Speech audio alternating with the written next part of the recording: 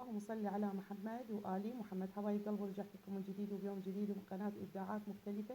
واليوم راح نسوي وياكم تشريب الدجاج. طبعا أنا مسويته وياكم عدة مرات. اليوم حبايب قلبي وضعت دبابيس الدجاج فقط حتى أزين بهم الطبق، شكله راح يكون كلش حلو.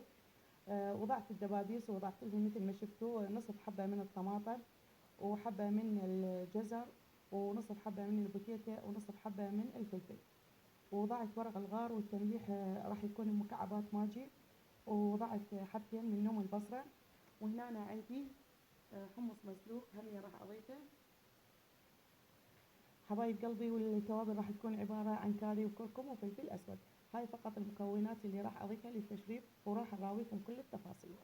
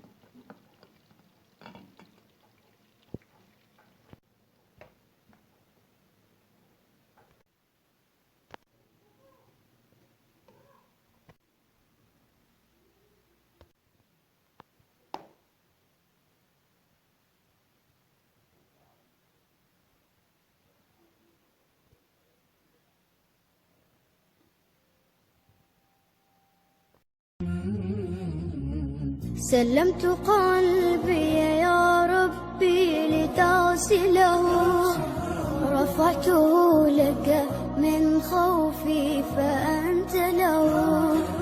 تعبت مني فكم أسرفت أتعبه، وعدت نحوك من هو كان لتحمله. الذنب يثقله والعشق يحرقه، فأين أمضي وحولي الوزر والوله. يا ربي خذوا إلي الآن إن به شوقا يرتل في حزن تبت له. فكل نبضة حب في ناظرة إلي